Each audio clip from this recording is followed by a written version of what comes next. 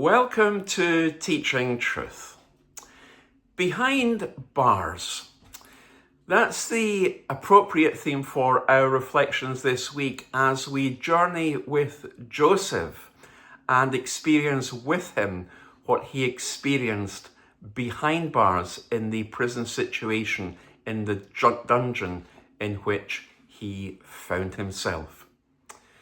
And in our reflections today, having thought about the degradation of prison yesterday and why Joseph found himself there, we want to think today about the duties that were undertaken in that prison.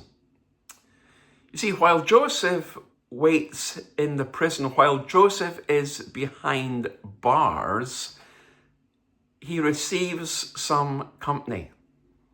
Two men, in fact, two very high-ranking servants of Pharaoh, are thrown into the prison with Joseph. They too find themselves behind bars. Who are these two men? Well, the passage that we read, and if you have your Bible, have it open if you will, at Genesis 40, tells us that these two men are Pharaoh's butler and Pharaoh's baker. Who was the butler and who was the baker? Well, the butler was Pharaoh's cupbearer.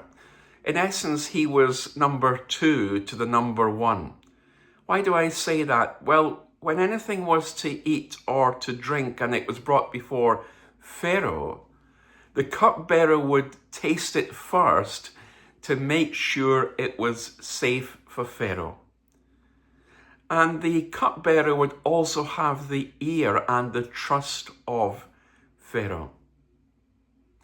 In other words, if anybody died from food poisoning, it would be the cupbearer who would die, and Pharaoh would be saved.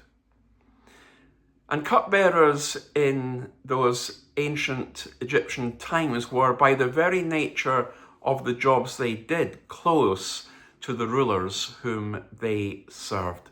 So close they had conversations, confidential, I'm sure, conversations, and would be privy to royal secrets.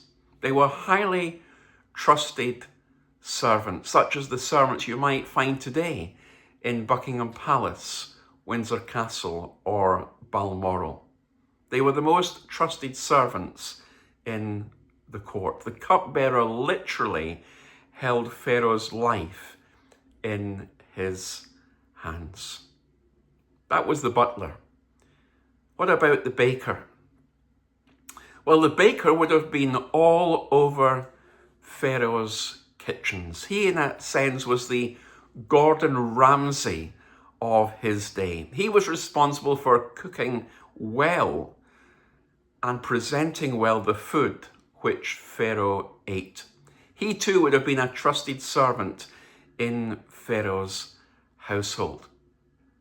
But apparently there had been a problem with Pharaoh's food. Gordon Ramsay had been off that day. And these men are in trouble. They've been demoted from their positions and they find themselves in the clink. They find themselves in prison behind bars. However, when these men find themselves behind bars, they receive preferential treatment. They were treated like the celebrities might be of our day. They even have a servant assigned to minister to their needs. How good is that when you are imprisoned? Because Joseph is handpicked to be their servant while they are there. Now, on the surface of this, as we read the text, this might just seem and appear to be another assignment given to a slave in prison. But actually, dig deeper and look at the meta-narrative of the story of Joseph, and very quickly you'll understand that this was the providence of a sovereign God at work in the life of Joseph. God had brought Joseph face to face with the man God would later use to secure Joseph's release from prison. God moves in mysterious ways, his wonders to perform, as the old hymn reminds us. And therein lies a reminder for us that we should never discount the seemingly small twists and turns of this life. It wasn't just another job, another duty for Joseph. God was using this for his purposes. Never discount the God incidences, not the coincidences. Never discount the God incidences in your life. What we may see as a chance encounter may actually be the meeting of a lifetime. What we see as an accident or coincidence is actually potentially God at work in our life in a great way. There are no coincidences with God, only God incidences. And so these two men, the butler and the baker, are brought into prison.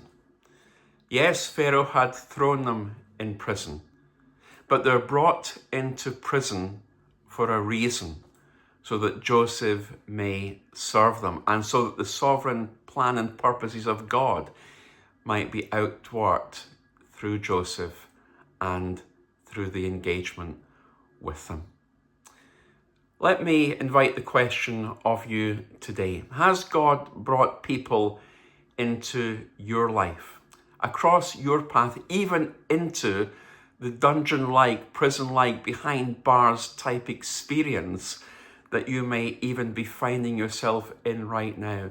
Is God bringing, or has God brought someone like the butler or the baker into your life so that you can help them, and potentially so that they can minister and even help you? Joseph found himself behind bars. But he wasn't just behind bars to sit and twiddle his thumbs and wait until that day he was released. No, God brought the butler and the baker into his life so that he, even in that situation, could minister to them. Has God, or is God perhaps bringing someone right now into your life, into your experience, even as you feel behind those metaphorical bars that there's no way out?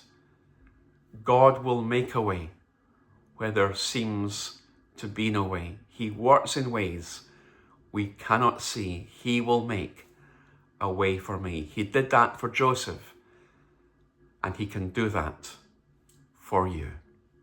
Join me tomorrow in Teaching Truth as we consider the dreams that took place in prison.